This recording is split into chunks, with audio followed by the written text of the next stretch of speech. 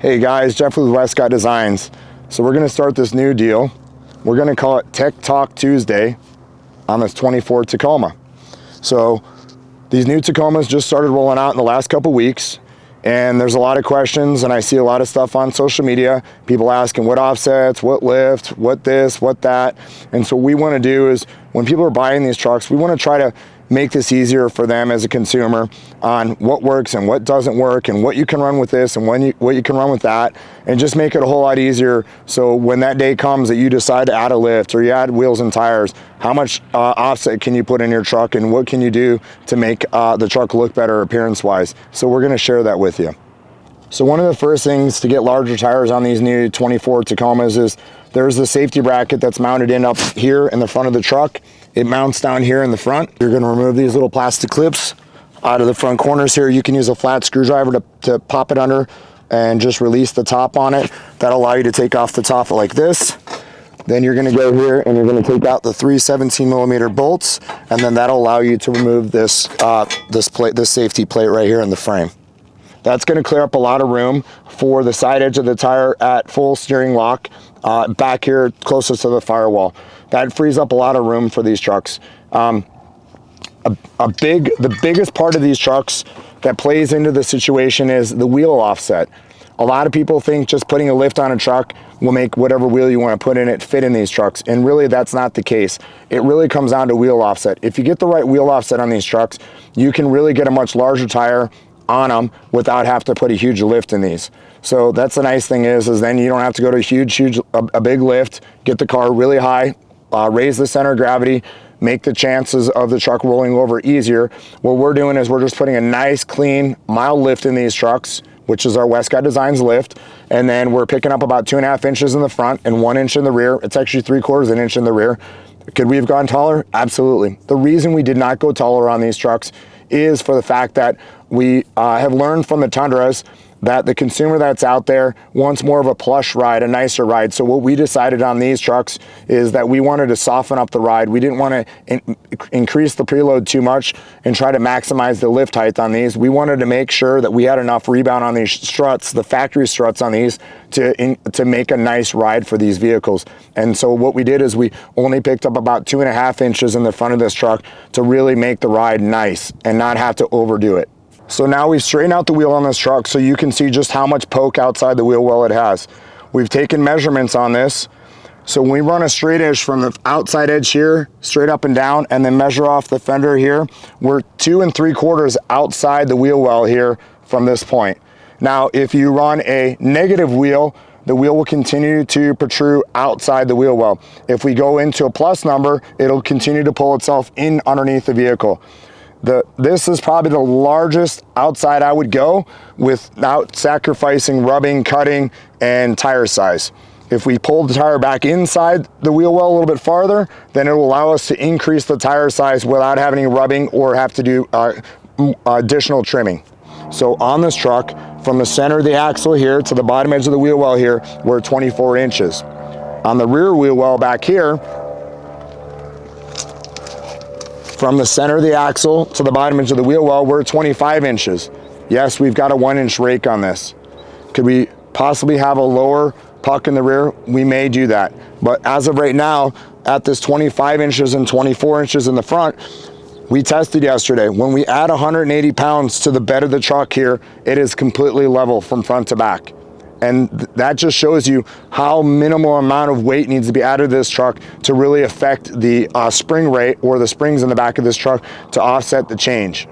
So these are our 0 degree with top plate DOM MIG welded rock sliders. And what we did on these new rock sliders is we decided to continue taking our quality to the next level.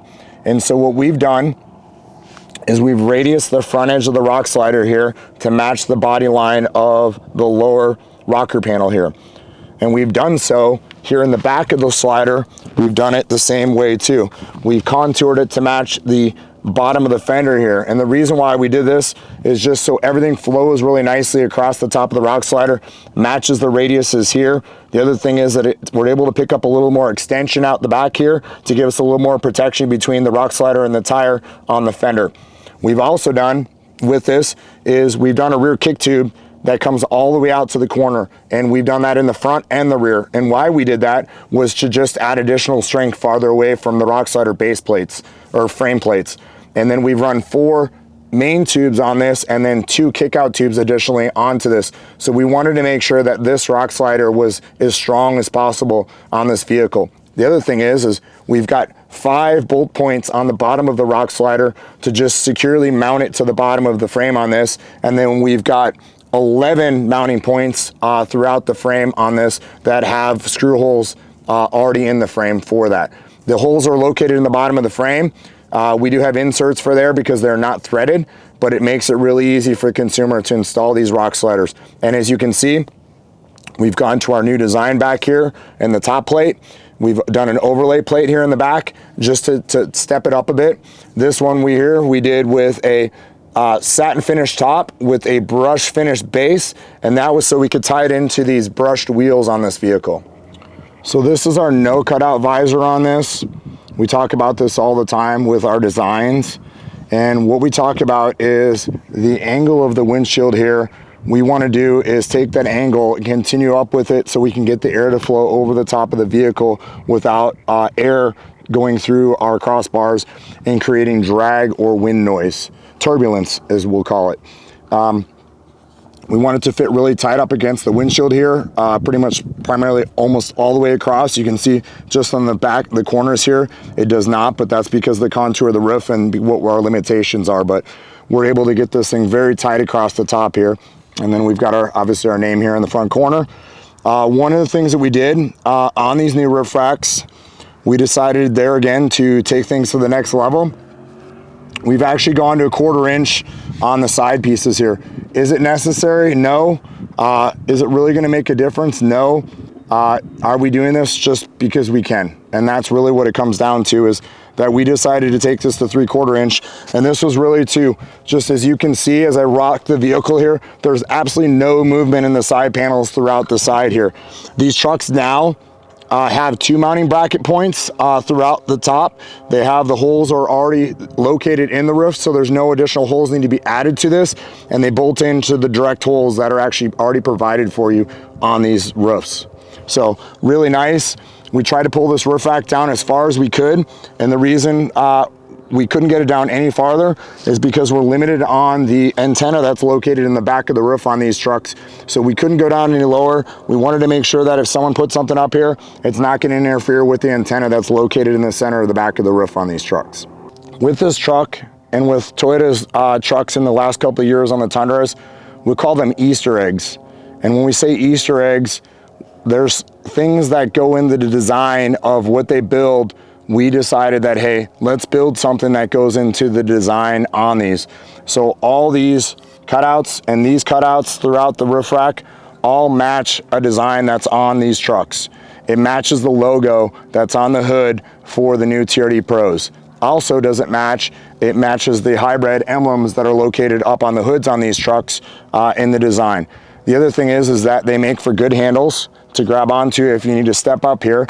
The other nice thing about these is that we are going to have a filler plate that goes in here from the back side that a light will go in, and it'll allow you to slide the filler plate back to make for a handle but have still light come out through here, or you can slide that filler plate all the way up to here and have the light flush up to the outside of this, so you get great lighting off to the side here.